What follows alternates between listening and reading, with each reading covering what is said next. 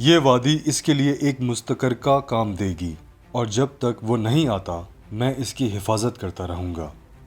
اگر وہ سپہ سالار آپ میں سے کوئی ہے تو یہ مورچہ اس کے لیے حاضر ہے، ورنہ آپ جائیے اور مجھے انتظار کرنے دیجیے۔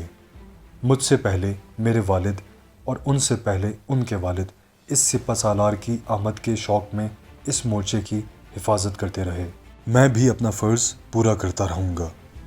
بدر بن مغیرہ یہ کہہ کر خاموش اور الزغل محبت، شفقت اور عقیدت کے جذبات سے مغلوب ہو کر دیر تک اس کی طرف دیکھتا رہا۔ بالآخر اس نے کہا، مغیرہ کے بیٹے سے مجھے یہی توقع تھی۔ نوجوان، مبارک ہیں وہ چراگاہیں جہاں تمہارے گھوڑے چرتے ہیں، مبارک ہیں وہ درخت جن کی چھاؤں میں تم سوتے ہو۔ بے شک غرناطہ کے محل اس قابل نہیں کہ وہ ایک شاہین کا مسکن بن سکیں، لیکن میں تمہیں محلات میں رہنے کی دعوت دینے کے لیے نہیں آیا، میں تمہیں ایک خوشخبری دینے آیا ہوں۔ ہم کستلا کے ساتھ آخری دم تک لڑنے کا فیصلہ کر چکے ہیں۔ ابو الحسن آج بھی اعلان جہاد کرنے کے لیے تیار ہیں، لیکن میں نے اس سے 4 ماہ کی مہلت لی ہے، اور ان 4 ماہ میں ہمیں بہت کام کرنا ہے، اور میں تمہیں یہ بتانے کی ضرورت نہیں سمجھتا کہ تمہیں کیا کرنا چاہیے۔ بدر کی خوبصورت آنکھیں مسرت سے چمک اٹھیں۔ اس نے الغزل کا ہاتھ اپنے ہاتھوں میں لے کر ہونٹوں سے لگا لیا اور بولا، اگر نصرانیوں کے خلاف بغاوت کا جھنڈا اٹھانے کے لیے قدرت نے یہ ہاتھ منتخب کیا ہے تو اسے بوسہ دیتا ہوں۔ الغزل نے ہاتھ پھیلا کر بدر کو گلے لگا لیا۔ الغزل سے علیحدہ ہو کر بدر موسیٰ کی طرف متوجہ ہوا۔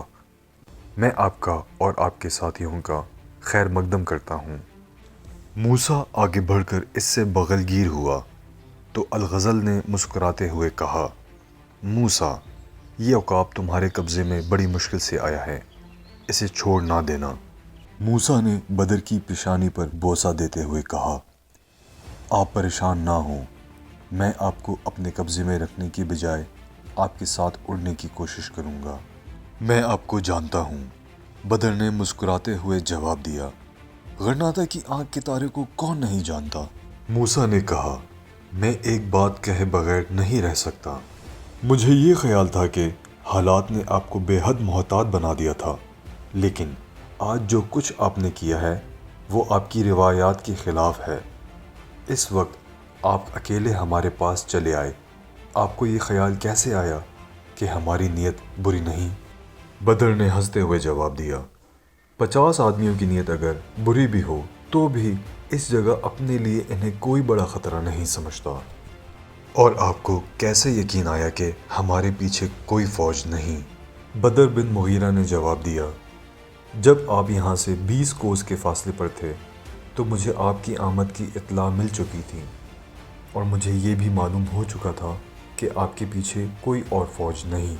اور جب آپ پہاڑ سے نیچے اتر رہے تھے تو میں ایک درخت پر بیٹھا آپ کی باتیں سن رہا تھا، اور اس کے باوجود میں کافی محتاط ہوں۔ حقیقت یہ ہے کہ اس وقت آپ کے 50 آدمی میرے ساتھیوں کے نرغے میں ہیں۔ موسیٰ نے حیران ہو کر چاروں طرف درختوں پر نظر دوڑائی۔ بدر نے مسکراتے ہوئے کہا، جسے حرف دیکھ سکے ہم اسے تیر نہیں کہتے، میں آپ کی تشویش دور کیے دیتا ہوں۔ یہ کہہ کر اس نے ترکش سے ایک تیر نکال کر کمان پر چڑھایا اور پل کے قریب درخت کے ساتھ لٹکے ہوئے تختے کا نشانہ کرتے ہوئے بلند آواز میں کہا، ہمارے معزز مہمان یہ جاننا چاہتے ہیں کہ اس وقت یہاں کتنے عقاب موجود ہیں۔ تختہ تمہارا حرف ہے، ہوشیار۔ جوں ہی بدر بن مغیرہ کی کمان سے ایک تیر نکل کر تختے میں پیوست ہوا، مختلف اطراف سے تیروں کی بوچھاڑ آئی اور تمام تختہ تیروں سے بھر گیا۔ درختوں کے کٹے ہوئے پتے ہوا میں اڑ رہے تھے۔ موسیٰ نے حیران ہو کر کہا، تو ہمارے پیچھے بھی درختوں پر تمہارے آدمی ہیں؟ ہاں، اور آپ کے آگے بھی، تختے کے دوسری طرف آپ اس سے بھی زیادہ تیر پائیں گے۔ الزغل نے کہا، موسیٰ، اس نوجوان سے ہمیں بہت کچھ سیکھنا ہے۔ میں چند دن کے لیے فوج کے چند سالار یہاں بھیج دوں گا۔ میں اس کے سامنے بہت سی تجاویز پیش کرنا چاہتا ہوں، اور ہمارا ارادہ ہے کہ ہم آج ہی واپس چلے جائیں۔ بدر بن مغیرہ نے کہا، مجھے معاف کیجیے، میں نے آپ کو اتنی دیر یہاں ٹھہرائے رکھا، آپ میرے ساتھ آئیے، ہم اطمینان سے بیٹھ کر باتیں کریں گے۔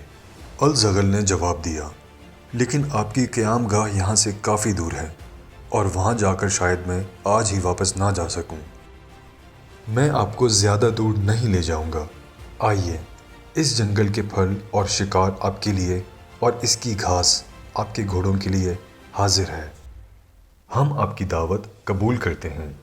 یہ کہہ کر الزغل گھوڑے پر سوار ہو گیا۔ بدر کی رہنمائی میں سواروں کے دستے نے ندی عبور کی۔